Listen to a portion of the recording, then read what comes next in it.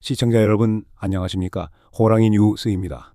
2025년 8월 28일 오후 6시 18분경 김건희 여사 관련 의혹을 수사 중인 특검팀이 국민의힘 권성동 의원에 대해 구속영장을 청구했습니다. 특검은 권성동 국민의힘 의원이 통일교로부터 불법 정치자금 1억 원을 수수했다고 보고 있는데요. 현역 의원을 상대로 한 구속영장 청구는 이번 김건희 여사 특검팀 수사에서 처음 있는 일입니다. 특검은 권 의원이 2021년부터 2024년까지 5차례에 걸쳐 1억 원가량의 현금을 건네받았다고 보고 있습니다. 500만 원 단위로 나뉘어 전달된 이른바 쪼개기 방식이 동원됐다는 것이 특검의 판단입니다. 수사 과정에서 통일교 전 세기본부장 윤영호 씨의 다이어리 메모, 윤 씨 부인의 휴대전화에 저장된 현금 다발 사진, 그리고 권 의원이 사용한 것으로 추정되는 차명 휴대폰 등이 확보됐습니다. 특검은 이러한 정황을 불법 정치자금 수수의 증거로 제시했습니다. 특검은 오늘 입장문을 통해 권성동 의원이 통일교 자금을 조직적으로 수수한 정황이 충분히 포착됐다. 현금 전달 기록과 관련자 진술이 확보됐으며 차명폰 사용 등 증거인멸 가능성도 크다. 신병 확보 없이는 수사의 본질에 접근하기 어렵다라고 밝혔습니다. 특검팀은 특히 이번 사건이 단순한 개인 비리 차원을 넘어 종교 세력과 정치권의 불법적 유착 여부를 규명해야 한다며 강력한 수사의 필요성을 강조했습니다. 이에 대해 권성동 의원은 혐의를 전면 부인했습니다. 권성동 국민의힘 의원은 조사 직후 기자들에게 통일교로부터 어떤 금품 받은 사실이 없다. 특검이 없는 죄를 만들어내고 있다. 라고 반박했습니다. 또한 저는 결백하다. 모든 조사에 성실히 임했고 진술 거부권도 행사하지 않았다. 특검의 무리한 수사에도 불구하고 법정에서 반드시 무죄를 입증할 것이라고 강조했습니다. 권성동 국민의힘 의원은 이번 수사가 정치적 의도를 띠고 있다고 주장하며 자신의 결백을 호소했습니다. 하지만 권성동 국민의힘 의원은 현직 국회의원입니다. 헌법상 불체포 특권이 적용되기 때문에 법원이 곧바로 구속 여부를 판단할 수는 없습니다. 법원은 먼저 국회에 체포동의 요구서를 보내야 하고 국회는 이를 접수한 뒤 24시간 이후 72시간 이내에 표결에 붙입니다. 재적의원 과반 출석과 출석의원 과반 찬성이 있어야 동의안이 가결됩니다. 참고로 현재 제22대 국회의원 정수는 300명이며 이 중 여당인 국민의힘은 108석, 더불어민주당은 171석을 확보하고 있습니다. 여기에 조국혁신당 12석, 개혁신당 3석, 새로운 미래 1석, 진보당 1석, 기본소득당 1석, 사회민주당 1석이 있습니다.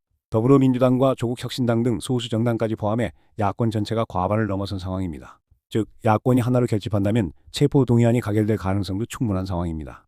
국회가 체포동의안을 가결할 경우 법원은 영장실질심사를 통해 최종 구속 여부를 판단하게 됩니다. 그렇다면 보수의 관점, 진보의 관점에서 보는 정치 성향별 관점은 어떨까요? 먼저 보수의 시각에서 바라본다면 첫째, 정치적 수사, 표적 수사 의혹.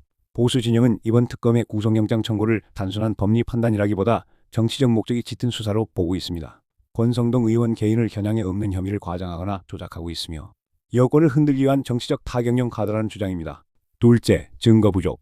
제시된 증거는 다이어리 메모, 현금 사진, 차명폰 사용 정황 등 간접 정황에 불과하며 권 의원이 직접 불법 자금을 받은 명확한 증거는 없다는 입장입니다. 따라서 구속 필요성 자체가 과장됐다는 주장입니다. 셋째, 불체포 특권의 존중 필요.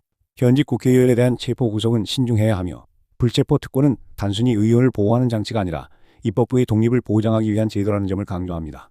이번 체포 동의안은 사법적 판단보다 정치적 압력으로 이루어질 수 있다는 우려가 제기됩니다. 진보의 시각에서 바라본다면 첫째, 불법 정치자금의 상징적 사건. 진보 진영은 이번 사건을 한국 정치의 고질적인 불법 정치자금 문제의 단면으로 해석합니다. 특히 권성동 의원은 국회 요직을 지낸 중진 의원인 만큼 사건의 파급력이 크다고 봅니다. 둘째, 정치와 종교의 유착. 이번 사건은 통일교라는 특정 종교단체가 정치권과 결탁해 영향력을 행사했을 가능성을 보여준 사례로 정치 종교 간 불법적 네트워크를 철저히 수사해야 한다고 강조합니다. 단순히 개인 비리가 아니라 민주주의의 투명성과 공정성이 달린 문제라는 시각입니다. 셋째, 구속수사의 필요성. 권 의원이 차명폰을 사용한 정황, 현금 전달 증거, 관련자의 진술 등을 종합하면 증거인멸 가능성이 충분하다고 봅니다. 따라서 구속영장 청구는 합리적이고 정당한 조치라는 입장입니다. 넷째, 국회의 책임. 현재 국회의석 분포에서 야당이 과반을 차지하고 있기 때문에 체포동의안은 통과되어야 한다는 것이 진보 진영의 시각입니다. 만약 국회가 제19 감싸기로 부결시킨다면 국민의 불신과 정치 불신이 커지고 야권은 이를 강하게 문제 삼을 것으로 보고 있습니다.